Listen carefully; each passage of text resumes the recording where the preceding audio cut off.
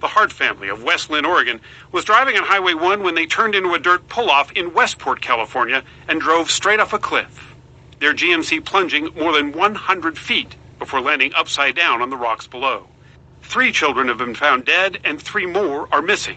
Officials say one of those children may be 15-year-old Devontae Hart.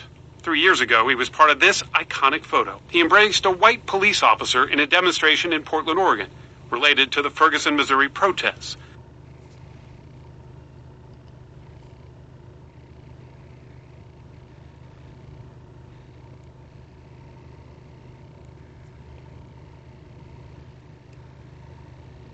Okay, good morning everyone. This is Nicole. I'm back with another video. This is a hard video for me to do. My prayers go out to the children who were killed in this murder-suicide by their white lesbian mothers, fake mothers, who adopted them. This story is coming from news.com.au, so it's probably from Australia. And the title is Lesbian Moms Jennifer and Sarah Hart, who drove family off cliff, had a violent history.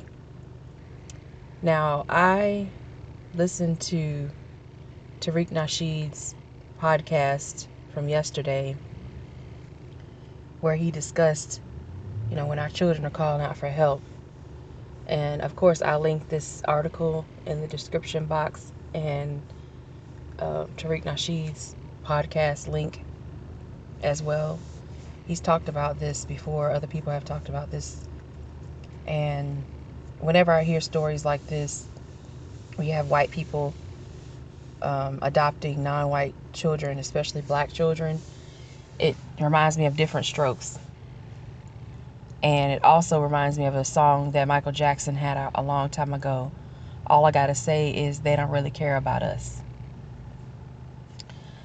Because, and several books and interviews come to mind as well. Crime cases, stories. You can't write this. Like, you can't make this up. And this is something I never anticipated would happen. But this is what happens when white people are allowed to adopt non-white children. Meanwhile, black people have a hard time not being, quote, qualified to adopt our own, even when we have the qualifications necessary in society to do so.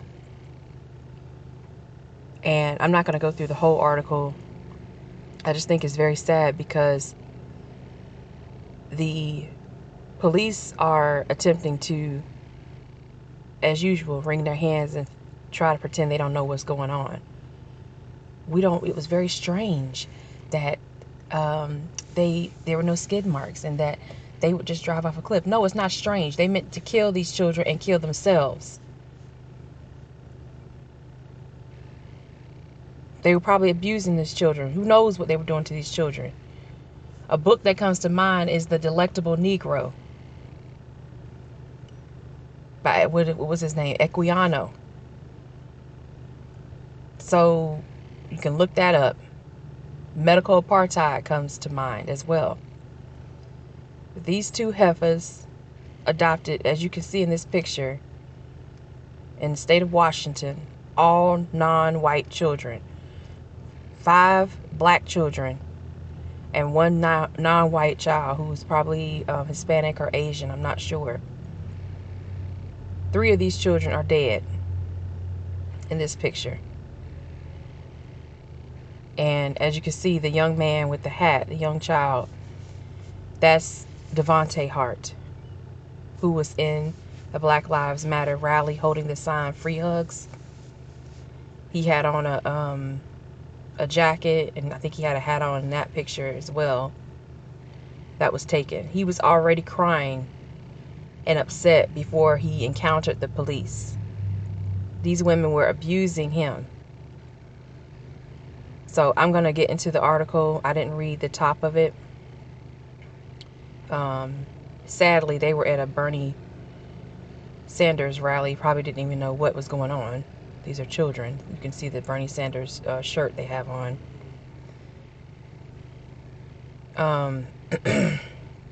But they're saying that, of course, from the video, it said 3 of the children's bodies have been found, while the others, including 15-year-old Devontae, so this happened in 2014. So 4 years later, the murder of Michael Brown by Darren Wilson in St. Louis happened in 2014, where he was at the rally. Devontae was at that rally. At the time, he was 12. So he's probably about to turn 16 this year. They said that Devontae's image went viral when he was photographed tearfully hugging a white cop at a 2014 Ferguson protest. He remains missing. The Hart's Washington State neighbors say they'd recently called Child Protective Services after Devontae kept showing up at their house, claiming his parents weren't feeding them and were punishing them by withholding food. He asked them to leave food by the fence so his parents wouldn't know. And that was reported by the Oregonian. So Child Protective Services, CPS, y'all ain't did shit. What are y'all there for if you're not going to protect these children? You're not living up to what you claim to be.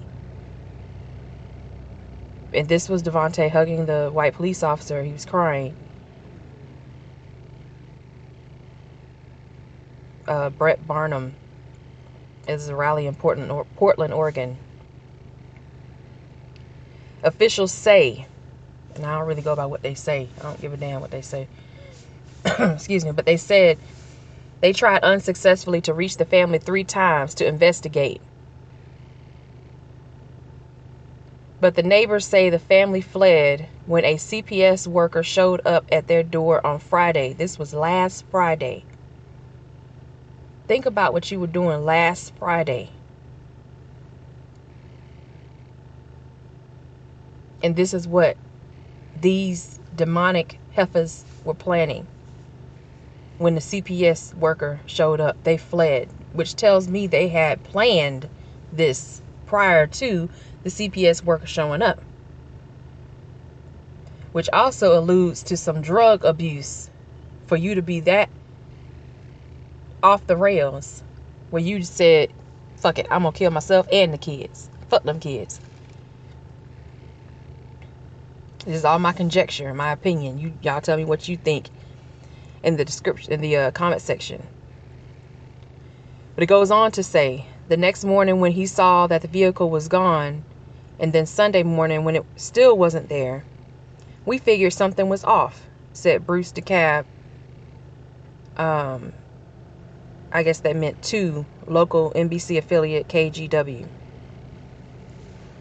And here's another video of the family of, I'm guessing, one of the lesbians. So let's go to that video as well.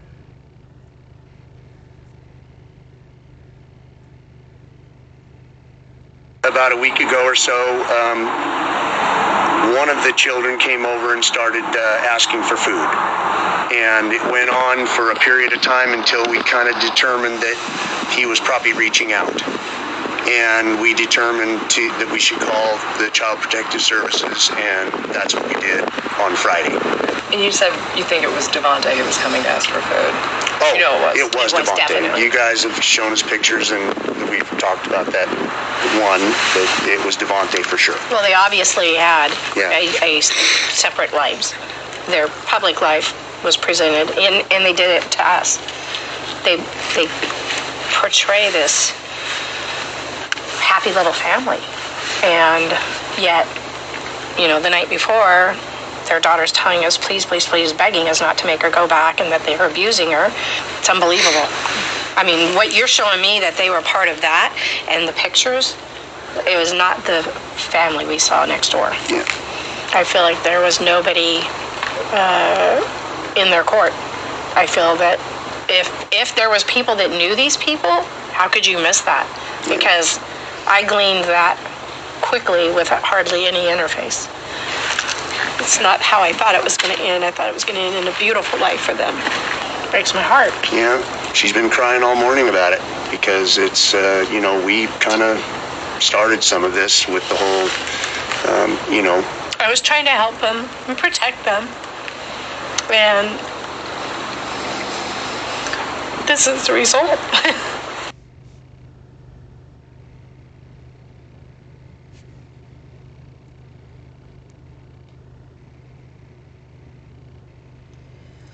One thing I noticed in the video where they were just talking, I'm just going to scroll down because there's some weird pictures up there, the thumbnails. But they kind of told on themselves. They were saying, why didn't people who were close to them say anything? Y'all were close to them. Y'all were their fucking neighbors. But I forgot. Oh, these are not white kids. So they have no concern unless it's their children. Similar to this March for Our Lives mess. This march that they've done for gun control and all this mess around the country. Possibly around the world as well. When it's black children being killed, nobody seems to care. When it's black people being killed, being abused, mistreated, maligned, maimed, no one seems to care. But if it was white children, I guarantee you, if those two lesbians had adopted a bunch of white kids, which they would rarely do, one, they probably wouldn't be abusing them. And two, the neighbors, if they thought they were abusing them, they would have called immediately. They would be more cognizant of what was happening to those children. They'd be maybe less likely to assume that they were a happy little family. Because white folks know how white folks are, okay? They know they fucked up. A lot of them. They know that they messed up. They can be messed up. And of course, I'm not talking about all white people. I'm just saying there are white people out there who are no good. Just like there are black people out there that are no good. There are Hispanic and Asian, every other race and ethnic group out there who are no good. But we're talking about white folks right now, because these two white lesbians, and that goes for you LGBTQ XYZ people out there, don't come to my channel with bullshit. Don't come to my videos with bullshit. You will be blocked. If you comment to them, you will be blocked. Because you're trolling at this point. Where's your LGBTQ XYZ now? Where they at? Huh? Where's that black and gay camaraderie at? I'd like to know. They out here harming your children, killing black children. I hope that Devontae and the other two children that got away, whose bodies they didn't find at the scene, the suicide scene, I hope that they are okay. I hope they ran away and got to safety. I really do. But they haven't done it. They haven't talked about the investigation back at the house yet. That will be the turning point in this case. And the sad part is, for me, is they were in an area that's probably not too far from where I am. So this story is very long, which is why I'm not going to read it all the way through. But this one section says, last year, one of the Hart's daughters rang their doorbell. They're talking about the neighbor's doorbell at 1:30 a.m., accusing her moms of abuse, the mothers of abuse. She was at our door in a blanket saying, "We need to protect her," Bruce DeKalb said. She said that they were abusing her. So she was telling them, "You need to protect me." She knew enough to realize these people can help me. She trusted them enough as the neighbors, which means they've probably been over to family barbecues and, family game night. They might have, gone to the park together with each other. All kinds of things where she felt she could trust the neighbors. She said that they were abusing her. And this is a picture where the car went off the cliff. So the tracks are leading to the edge, and there are no skid marks where they were trying to stop. And this was on PCH, Pacific Coast Highway, Highway 1 in California.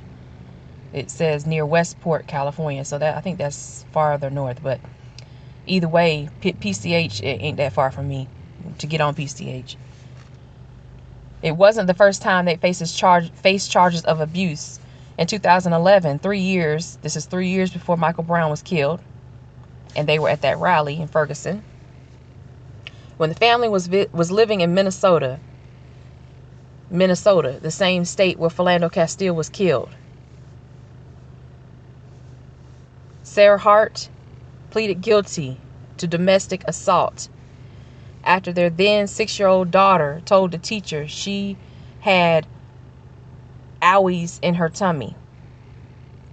When the teacher lifted up the child's shirt, she saw the girl had bruises across her stomach and back. KATU reports. Sarah Hart told the police that she was spanking the child and let her anger get out of control. So I guess that was okay, that she abused this child to the point where she had pain when she was in class. How old was she? 6 years old, first grader. And this is the area where the car went off the cliff. The caption at the bottom, let me get to it, reads, "A truck drives by the pullout where the SUV of Jennifer and Sarah Hart was recovered off the Pacific Coast Highway near Westport." And so they had the cones up, and that's where the car went off the cliff to the right. It's about 100-foot drop down to the bottom. And the car was found, the SUV was found flipped over, upside down. The criminal complaint said she took the girl into the bathroom and bent her over the edge of the bathtub. And I'm assuming from that she beat her on her stomach and back. Hart received a 3-month suspended jail sentence and a year of probation, according to the Oregonian. This woman has children she adopted who are not white. She beat a child that they knew of. No further follow-up investigation was done of the other children, according to this report. And she received a 3-month suspended jail sentence, which means no jail time, and a year of probation, a slap on the wrist. And of course, the police are here acting like they don't know what's going on. This is probably the coroner from Highway Patrol. So this is Sheriff's Department from Mendocino and Alameda County. So yeah, this is way north. The Harts later moved to Oregon and began homeschooling. Of course they homeschool. They don't want people to know that they're abusing their children, because a child went to school and they found out their 6-year-old daughter that they adopted was being abused by them. Then they relocated to rural Woodland, Washington. So they moved to Oregon from Minnesota. And then from Oregon to a rural area in Woodland, Washington. This sounds like Get Out to me. Last year, after Devontae's viral image brought heavy media scrutiny on their family, including the 2011 abuse charges, the paper reports. The kids rarely went outside, even in nice weather, a former Oregon neighbor said. Something just didn't seem right. They were very isolated in the home, Bill Groner told the Oregonian. But your ass didn't go to the news, go to the police at that time, or CPS at that time either. If something doesn't feel right and you're dealing with a situation where you have these white lesbians adopting all these children, to me, just white people in general adopting black children, something is not right with that. Angelina Jolie, Charlize Theron, what was her name? Sandra Bullock. Go down the list. It's a lot of white women that be adopting black kids. That's why Different Strokes was such a different opposite of what you would see in real life, because usually it's white women adopting black children or non-white children. But that's a red flag right there.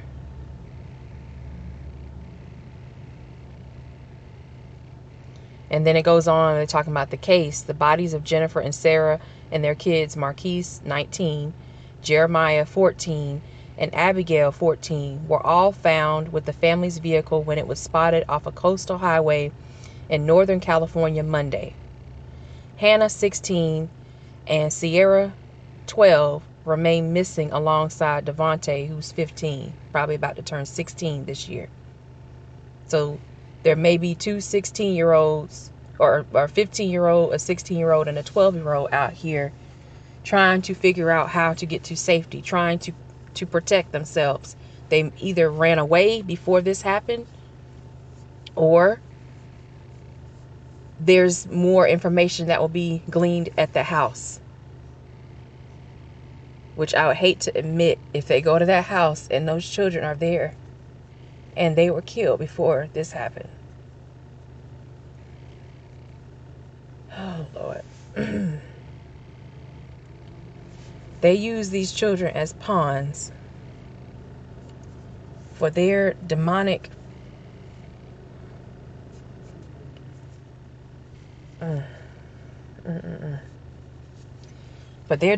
activities.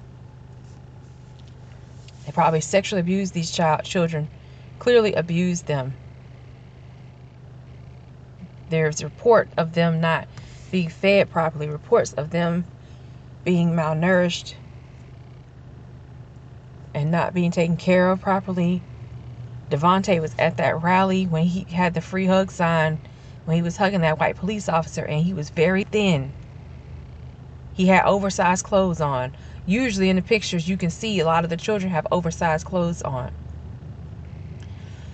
And I'm trying not to get emotional about this, but my grandmother, after she retired, she has raised, I would say, about close to 30 kids that have come through her house as foster children. She was a foster parent for a long time.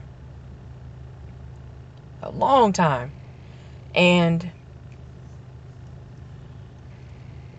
she never would think to do something like this. Some of the children stayed at my grandma's house so long that we basically grew up with them. And it was never on her mind to do something this demonic, to treat a child like that. Because a lot of children that came to my grandmother's house, this is when I was like in elementary school, so this is like early 90s, around that time, you had a lot of crack addicted children that came. The youngest child that came, he was like, I think like 8 months old, and he was addicted to crack. He was born addicted to crack. His mother was on crack clearly when she was pregnant with him, and he would go through withdrawals, and my grandmother had to do everything in her power to raise that boy. Raised him, his brother, his sister, and his other brother. He had 3 brothers and a sister. And she did her best she ended up having him and one of his brothers and raised them. To this day, they still come to my grandmother's house. And many of the other children, I don't know where they are. I don't know what has become of them. But there are several of them who still live nearby, still has a good relationship with her. You know, some of them like have told her, if without you, I don't know where I would be. You know, I might have been dead by now. Somebody would have killed me by now. And to have this type of story where these bitches, I'm going to say it how it is, these bitches, demonic heifers, killed these children. It's just, there's only one way to just think about that, is demonic. And oh, here we go. Here are the demons right here. A picture. And this is the last thing, and I'll end this video because I don't like to get emotional on videos. But these 2 demons, Jennifer and Sarah Hart, they had adopted 6 children. 3 of the 6 are dead, killed by these 2 heifers, carpet munching lesbians. And the original article was posted in the New York Post, and they republished it here with their permission. So if you want to go to that link in blue for New York Post, please do so. I'm going to leave the link to this article in the description box. I'll leave the link to Tariq Nasheed's podcast from yesterday in the description box. I listened to it live yesterday because I think he started recording around around 12:30 yesterday. I was at lunch. I was on my lunch break. I couldn't even finish my lunch. I had to leave the building because the stuff he was saying when he was going through the story upset me that much where I had to leave. For a few minutes. I just had to take a walk down the street. I turned the live podcast off. I couldn't listen to it. But I went back and listened to the rest of it. I listened to about maybe 30 minutes or so. I was in the chat room and I couldn't listen anymore. I was just, it's devastating that they do this to our children. But we have to take the initiative. Like he said, email him. It's Tariq Time, TARIQTIME 818@gmail.com.